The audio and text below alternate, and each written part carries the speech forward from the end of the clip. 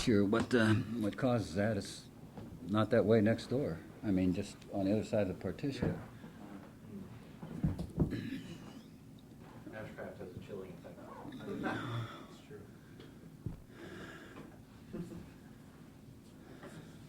All right, start with the opening statement from Coach, and then you guys can ask questions. Okay, well, the open week was used by us in a manner that allowed our players to have some time off, and I think that was beneficial and is going to be beneficial in some ways. So I know they certainly those guys that are banged up felt good about the rest that they were able to get. We identified a fair number of areas that we need to improve in terms of being a better football team coming off of the first game. This gives us a little added time to kind of correct some of those things and work on them. So we're moving forward. Frank, I'm sure you're aware of the weather forecast coming up this weekend in Charlottesville. How does that impact game planning? Do you take that into account as you're trying to get ready to play Virginia this week? Well, that's one reason why we do like to make sure that we have a fairly good running game. You take into account the weather. You never know wind factors. You never know rain. Later in the year it could be snow. So obviously some of those factors not ideal in terms of throwing the ball. But if you have a solid or strong running game, you still have a chance to move the football with some regularity. That doesn't mean necessarily that you don't throw, but you got to pick your times and your moments if the weather is ridiculous. So we'll just see how it turns out. Hopefully it's decent, but the forecast doesn't look good. Have you been involved in any kind of game before of your career where there was a delay or a cancellation? And what can you just walk us through what kinds of discussions go on when a weather situation like this occurs between both the host school and the traveling school? Yeah, we'll obviously be talking a lot to our players. I'll start off talking to them today about the type of weather conditions we can face there, and so that we'll be playing on grass. All the things that you don't want your players surprised at all of a sudden when the game rolls around. In terms of contact by the universities, two universities that are playing, generally that comes through the AD's office. I've not heard anything from Jim. I don't know if they have contacted him at all. But as you go through the week and you get closer to the game, obviously if the forecast worsens or is a bad forecast for a game, there'll be discussions by both administrations, and we'll kind of go from there. Looking at Virginia specifically, I'm not sure if you've had head-to-head clashes with their coach before, but he seems cut from your mold. Physical football, want to run it more than they throw it usually. Describe them stylistically and what kind of challenges they're going to present for your club this week. Yeah, they are a complicated football team to get ready to play on really both sides of the ball. If you look at them offensively, they're able to run an approach where they'll spread some guys out and be a typical offense that you see in this day and age of football, and yet they can give you a heavy dose of the option game, and it can be with three backs. It can be with motion, causing you to have to adjust to try to stop the option game. They have an excellent quarterback. He's 6'3", 215, really can run, so presents a lot of problems. And they use him as a runner coming off the traditional running style you see quarterbacks coming off of now in terms of an offense, and then they use him a lot in the option game where he'll carry the ball sometimes there. So he can throw. which causes an extra problem in terms of that dimension that they'll have the availability to do, weather permitting, of course. So it's a huge challenge in that regard, a multiple offensive scheme. Defensively, the same way. You know, they have a lot of movement. They'll blitz a lot. They'll sometimes take their nose and he'll just race outside and do some different things inside to cover for that. So it's tough to prepare for this football team because of they're not one-dimensional. They do a lot of things on both sides of the ball that takes a lot of preparation time to get ready for. Virginia playing in what they played in Saturday night over in Indiana, will they have any kind of advantage there because they've played in those conditions once already, just 7 days ago? Well, you know, they've played with a wet ball. They know what that's all about, and the rain was coming down very hard. It didn't seem to distract either team. You know, I didn't notice them playing poorly, either team playing poorly because of the weather conditions. So, you know, this probably will not affect them. I'd like to think it won't affect us in terms of our mindset and being prepared to play in harsh weather. You know, we've done that before. Certainly in my career, did it here while at Ohio. Did it once or so at Nebraska, where we had games delayed, and you know that presents a whole different set of things for you in terms of getting your players in the locker room and having them there for who knows how long before you get them back on the field, getting them warmed up again, making sure their mindset is where it should be to get that kickoff or to start the game again after the delay. Coach, what's Javon Hagan's status for this week? He should be full practice today and be able to play in this game. Is it, with dealing with the rain, is that something where you just address the whole team or talk to your captains about it and they kind of give them an idea of how you want to attack the week in terms of the rain? Okay. I'll talk to our whole team about it a little bit today. And then obviously we'll keep reminding them of the possibilities that are in store for them as we travel there, get there, play the game. Yeah, you want as few surprises as you can have for your team. So you try to be very open and cover as many bases as possibly can exist. Is this a game you would wish was on turf instead of grass? With the weather and all that? Yeah, I think they've had quite a bit of moisture in that part of the country where we have too. And, so the area is probably pretty drenched at this point in time. And they've got really, I'm sure, an excellent grass field. Most schools down there do.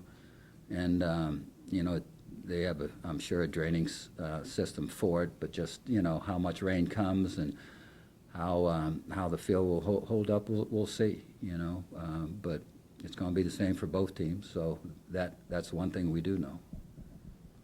Coach, what did you see from the Howard game that you wanted to change for the Virginia game defensively? I know that Virginia's quarterback's he has some similarities to what you guys faced with Kalen Newton as far as his running ability. So what did you see that you really need to shore up?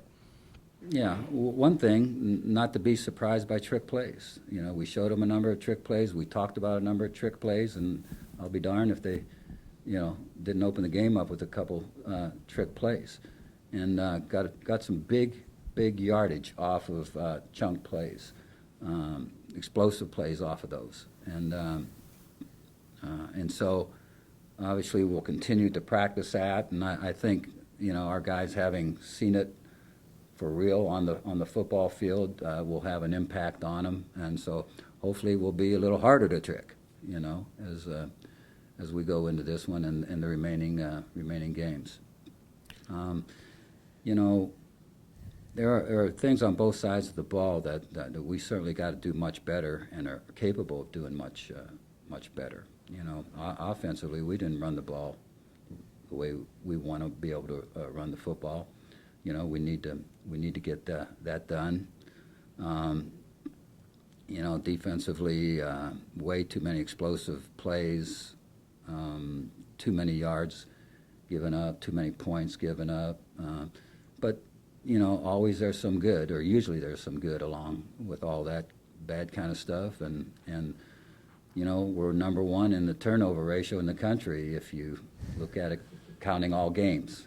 And we'll take that. We wanted to be number one in the conference, but we'll take number one in the country. And you know, now once you're number one in anything, you want to fight to keep that. And so that's something that we've emphasized hard coming into the start of the season, and we'll continue to emphasize that. That's another thing that I'll be talking to him about here today. Coach, you talk about Javon Hagan coming back. What kind of difference do you think he can make in terms of those big explosive plays that they had, those trick plays, just his leadership in that position, how many games he's played, his ability to kind of recognize that more so than someone who's backing him up in terms of that leadership role? You know, he's a talented player that has a great deal of experience for us, you know, and he's seen about everything on the football field. So he's a great communicator out there. So he'll help in that regard too, reminding players of those kind of possibilities. And so, yeah, his presence should be very strong for us, both physically and mentally on the field. Then talk about the +4 and turnovers. A couple of those were guys ripping the ball out and really seeking the ball. Mm-hmm. Is that part of that emphasization that you've done in the offseason of seeking that ball during the action and ripping it out in the live gameplay? Yeah, it is something that we worked on. We had drills where we did it. We did a little bit more of that in our teamwork where we weren't actually tackling, but we were grabbing the ball, you know, sometimes even spinning the running back around, which in the past, you know, you're a little leery about spinning running backs when they're running and doing those kind of things in terms of injuries. But you know, the turnover ratio is so important to winning football games. You know, we've looked at even more emphasis. Not that we did not emphasize it in the past, but we even did it more. And so far, it's one game. It's paid off. You know, you got to see it happen time and time again. If you see that, then you think you maybe accomplished something. You know, so we'll see as we go through the season how that plays out. It better be good for us, because you know, if you just look at the MAC last year and how that all worked in terms of the turnover ratio and who played in the championship games, you know, I think I've said this before, where Akron, I think, was a +10 maybe, and +10. Led the conference, and that was a big part of them getting to the championship, and that's not unusual. Yeah. And then last question, you saw Indiana last week use a freshman running back, really ride him over 200 yards to victory. They kept it low scoring. Is that kind of a nice game plan or a blueprint for you guys that you can kind of try to get that running game back going this week, stick to your guns, and try to use that low scoring mentality? Not necessarily for the offense, but that kind of game plan offensively to ride your strong suits of your offense, and really put it to them on the ground. Yeah, there's a lot of way to score points. You know, we were at the top of the MAC, right at the top of the MAC last year in terms of points per game, and a lot of that came off the running game. But you know, you got to prove yourself every year, regardless of the number of returning guys that you have on your team. You know, we've got a lot of offensive linemen returning, running backs, quarterbacks, receivers that all have game experience. We're all part of that last year. They've got to be part of it again this year. So we got some things to get done. A lot of coaches would like to be able to run the ball, establish the run, build off of that. We're not far from that, and we got to have that as part of what we do. I want to be a better throwing team, though. We have talented receivers, and they are guys that can make big and special plays, and so we want to continue to get the ball to those guys. You can't put them all in the backfield and hand it off to them. So you gotta develop a passing game, and if we can do both, obviously, that's huge, and it will be to our advantage. That's what we're going to try to accomplish this year. But if we're a strong running team, an average passing team, as we go into the conference play and the middle of the season, we know what we're about, then we'll ride that pretty good. But right now we're working on trying to develop a complete offense. Coach, Utah went to NIU last week. Miami's at Toledo this week. You brought in your fair share of Power 5 programs over the year. Last year, Kansas. Can you just speak to how big it is for the program to bring in caliber teams like that, and if you think that the players maybe feel a little more relaxed going into that environment at home? Okay, so you're talking about the Power 5 Coming games to at home, yeah, yep. for teams. I think that's good. If you can do it, you certainly don't want to do that all the time if it's costing you money. Right. But usually those contracts can be written up in ways that are beneficial, and so I think it's good for the fans. The thing that we try to do is make sure our team is ready to go into any kind of environment. I kind of like the challenge of playing power conference schools at their place, and that's a little bit more of a challenge, And I love presenting those challenges to our team. Getting them here is great, Obviously, they attract people into the stands. We do a pretty good job of putting people in the stands, and appreciate all the support that we do get. And I think they're deserving of trying to get a power conference team here in Athens, and we've been able to do that to some degree, and so that will probably continue. Coach, last question from me. When Indiana was able to run the ball so much on Virginia, do you kind of take a look at, Virginia might be a little beat up along the defensive line. You maybe game plan with that, where Indiana decided to run the ball, what players they attacked as far as if they run the ball 40 times a game, obviously the defensive line's going to be beaten up afterwards. So do you take that into consideration as far as not just game planning, but just looking at Virginia? I don't think you can count on a team being necessarily beaten up because the opposing team ran the ball a ton against them, and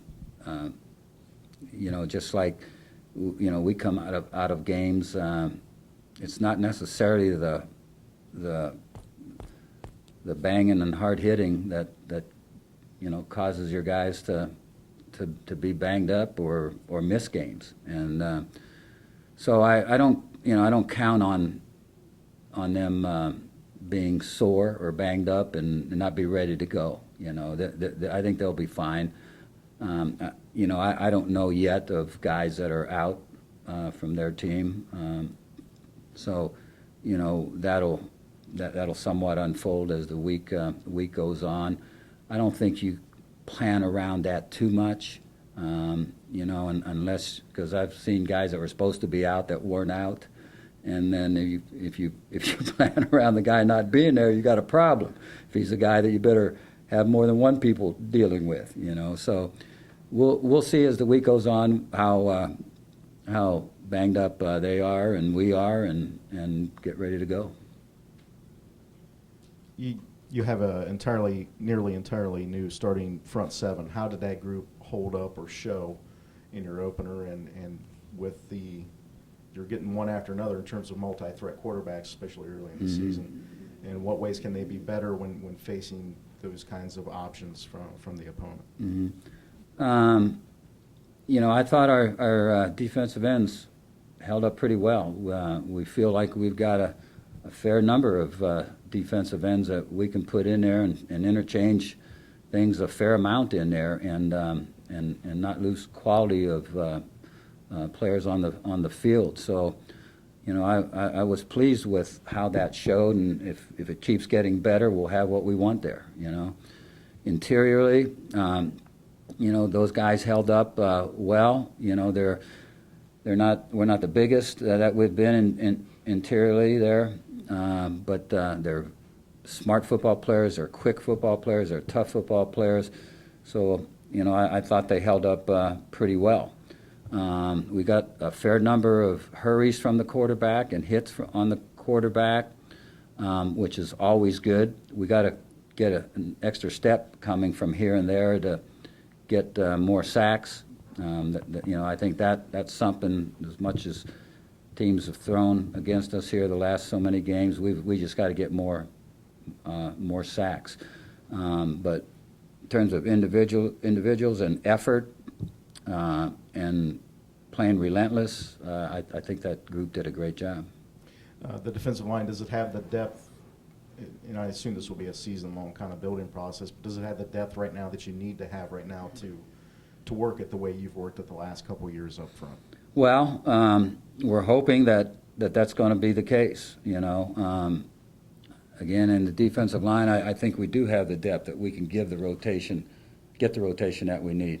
Interiorly, you know, we've got guys there that have been in the program, maybe not gotten a ton of snaps. You know, like Brian Arp, for instance, who, you know, played well in the first game. He's got to continue to come and continue to play well and even get better as he gets more and more experience. And then some of the younger guys, you know, we're talking about the same thing. So, you know, that's a process. We'll see how it develops as we go through the year. I believe we have the athleticism and the right mental edge there in terms of what they're all about inside, as far as toughness goes, to be able to have what we want. Anything else? All right. Thanks, guys. All right. Thank you, guys. See you tonight. Yeah.